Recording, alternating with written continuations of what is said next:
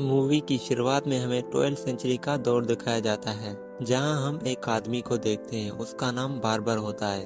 वो जगह जगह घूमकर लोगों को आम मेडिकल फैसिलिटीज देता है, पर चर्च के लोग उसे काला जादू करने वाला समझते हैं। इसीलिए वो छुपकर लोगों को आम मेडिकल फैसिलिटीज देता है। और जब वो इंग्लैंड के एक गांव में पहुंचता है, तब वहां पर वो उन लोगों को बता रहा होता है कि किस तरह इंसान को मेडिकल ट्रीटमेंट से बचाया जा सकता है। तभी वहां एक छोटे बच्चे को दिखाया जाता है, जिसका नाम रोब है। वो उसकी बातों से बहुत इम्प्रेस हो जाता है। इसके बाद रोब अपने घर आता है, जहां वो उसके भाई और माँ बहन के साथ रहता है। उसी रात रोब के मोम की तबीयत बहुत ज्यादा खराब हो जाती है। उसकी मोम को बहुत ज्यादा तकलीफ हो रही होती है, और जब वो अपने मोम के सीने पर हाथ रखता है तो वो डर जाता है। उसे बहुत ही अजीब महसूस होता है। इसके बाद वो सीधा बार्बर के पास जाता है, ताकि वो उसके मोम का इलाज कर सके। वो बार्बर को अपने घर ले आता है। तब वहाँ कुछ गांव के लोगों के साथ चर्च के लोग भी आ जाते हैं, और वो बार्बर को रोब की मोम का इलाज नहीं करने दे रहे थे, जिस वजह से उसकी मौत हो जाती है। रोब अपने मोम की मौत से बहुत ज्यादा दुखी हो जाता है। दरअसल रोब की मोम पेंडिसाइटिस हुआ था, लेकिन इस बीमारी का किसी को कुछ भी पता नहीं था। अगली सुबह दिखाया जाता है कि रोब के भाई बहन को गांव वाले अपने साथ ले जा रहे होते हैं, ताकि उनसे काम करवा सकें। अब रोब अकेला रह जाता है, और जब वो बार्बर को गांव से बाहर जाते हुए देखता है, तो कहता है कि मैं भी आपके साथ चलना चाहता हूँ। बार्बर भी उसे अपने साथ ले जाता है। वो उनके साथ रहकर उसकी जितनी भी मेडिकल नॉलेज होती है उसे सीखना शुरू कर देता है। लेकिन यहाँ बार्बर को मेडिकल की डीप नॉलेज नहीं होती।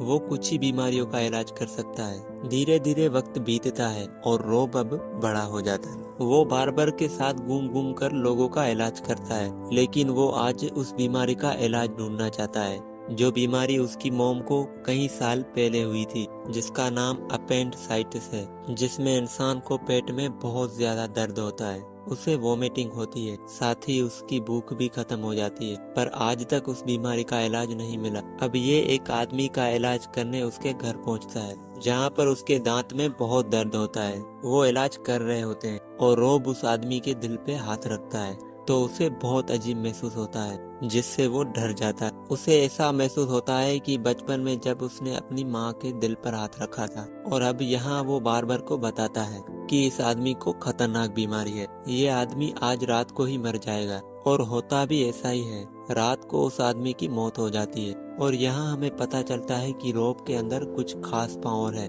जिससे उसे किसी भी बीमारी का पता चल जाता है, जिसका इलाज आज तक बना ही नहीं है। और रोब इन बीमारियों का इलाज ढूंढना चाहता है। लेकिन ये जिन बीमारियों का इलाज करते हैं, वो सब के सब एक्सटर्नल होती है, मतलब के बॉडी के अंदर क्या चल रहा है इन्हें कुछ भी पता नहीं होता। क्योंकि उस वक्त इंसान की बॉडी को जीना बहुत बड़ा गुनाह कहा जाता था। और अब क्योंकि उस आदमी की मौत हो चुकी होती है, इसलिए उन गांव वालों को इन पर बहुत ज्यादा गुस्सा आ जाता है। इन दोनों को धक्के मारकर बाहर निकाल दिया जाता है। अब वक्त ऐसे ही बीतता रहता है, और एक दिन बार्बर की आंखों में धुंधलापन आ जाता है। दरअसल उसे कैटराक मतलब की नजर की बीमारी हो चुकी है, और इस बीमारी का इलाज भी उस वक्त में नहीं होता। धीरे धीरे वो पूरी तरह से ब्लेंड हो जाता है, और इन दोनों को अब समझ में नहीं आता कि इन्हें क्या करना चाहिए। तभी इन्हें पता चलता है कि एक जूइश डॉक्टर जो उस तरह की बीमारियों का ऑपरेशन करके ठीक कर देता है। ये दोनों उस जूइश डॉक्टर के पास चले जाते हैं, और वो बार्बर की आंखों का ऑपरेशन करता है, और कुछ ही वक्त के बाद उसे देखना शुरू हो जाता है। ये देखकर बार्बर और रोब हैरान हो जाते हैं, क्योंकि आज के बाद उन्होंने कभी भी ऐसे दोबारा किसी को देखते हुए नहीं देखा जिसकी आंखों की रोशनी चली गई हो। और रोब उनसे पूछता है कि ये इलाज तुमने कहाँ से सीखा। वो कहता है कि पर्शिया में एक डॉक्टर है, जिसका नाम इब्ले सिना है। उसका अपना एक हॉस्पिटल है। सिना एक साइंटिस्ट डॉक्टर और लोसिफर है, जहाँ पर वो लोगों का इलाज करता है। और साथ ही वो न्यूट्रिडेंट को मेडिकल नॉलेज, मतलब कि वो उन्हें एक तरह का डॉक्टर बनाता है।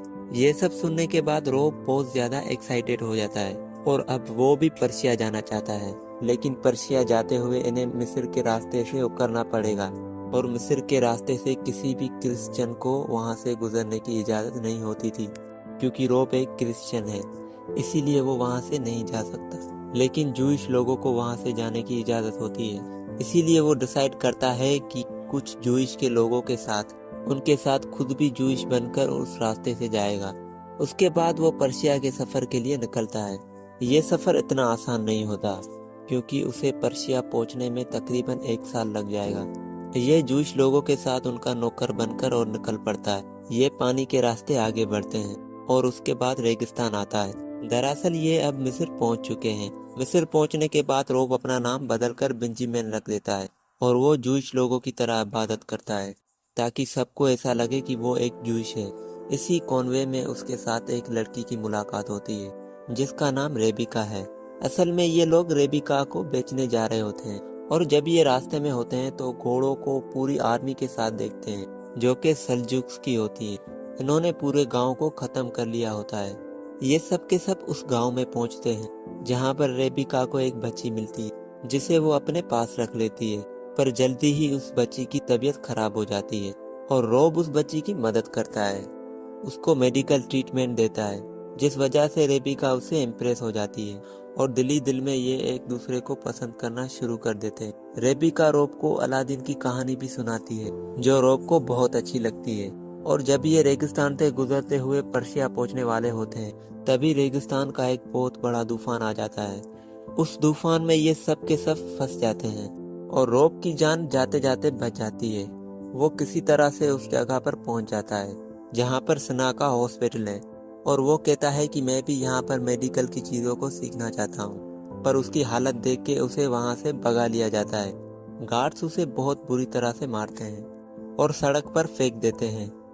और जब रोब बेहोश हो जाता है तभी वहाँ पर एक आदमी आता है, वो उसे वहाँ से ले जाता है।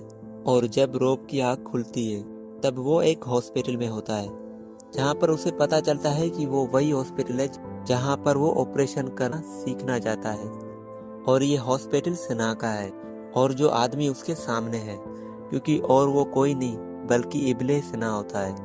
सना को जब पता चलता है कि रोब इतनी दूर से वो सिर्फ यहाँ पर मेडिकल की पढ़ाई करने आया है और वो उसे अपने कॉलेज में एडमिशन दे देता है और अब रोब यहाँ पर बहुत सारी मेडिकल की ट्रीटमेंट को सीखता है। वो सीखता है कि किस तरह लेथिस का इलाज किया जाता है और बहुत सारे मेडिकल के नए ट्रीटमेंट के बारे में बताया जाता है। और अब उसे पता चलता है कि रेबिका जिंदा है और यहाँ पर अब उसकी एक आदमी से शादी होने वाली है, जिस बात से वो टूट जाता है और वो चाह कर भी यहाँ पर कुछ नहीं कर पाता। वो इस बात से बहुत ज़्यादा परेशान हो जाता है और वो एक औरत के पास जाता है जिसे देखकर उसे पता चल जाता है कि ये एक ऐसी बीमारी से मुब्तला है जिसका कोई भी इलाज नहीं है। इसलिए वो उस औरत को अपने हॉस्पिटल में ले आता है और सना के साथ उसका ट्रीटमेंट करना शुरू कर देता है।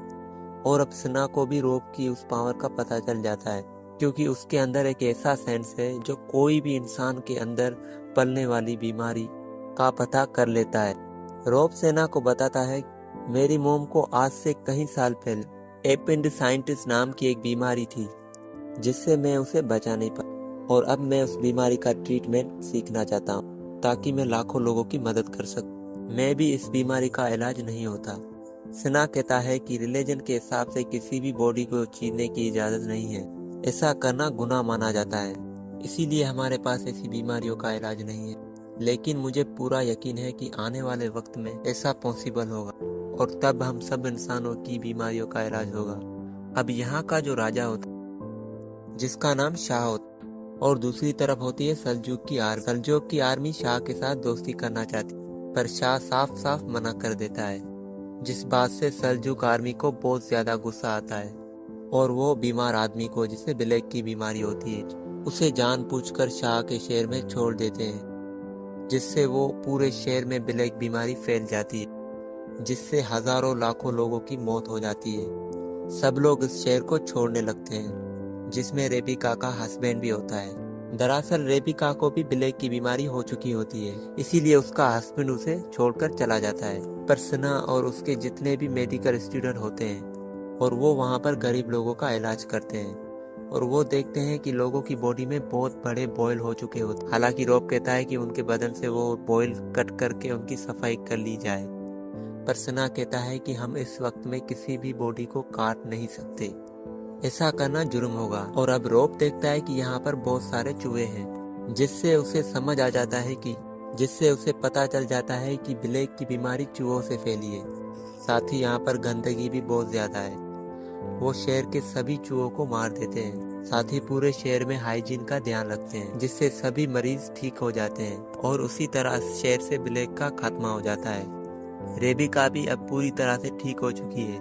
उसका हस्बैंड उसे छोड़कर जा चुका है। अब ये दोनों एक दूसरे के साथ हैं और ये दोनों एक दूसरे से प्यार करते हैं। अब क्योंकि ब्लैक खत्म हो चुका होता है और रेबिका का हस्बैंड वापस आ चुका होता है और उसे अपने हस्बैंड के साथ रहना पड़ता है। और अब रॉब को दिखाया जाता है उसके हॉस्पिटल में एक एपेंडिसाइटिस का पेशेंट आता है और रॉब उसकी बॉडी को काट नहीं सकता और इसलिए उसको बचाया नहीं जाता, इसलिए उसकी मौत हो जाती है। लेकिन ये एक जीरो टेस्ट होता है और मरने के बाद रेडियो स्टिंग लोगों की बॉडी काटना किसी तरह का कोई जुर्म नहीं है, उसे गुनाह नहीं माना जाता।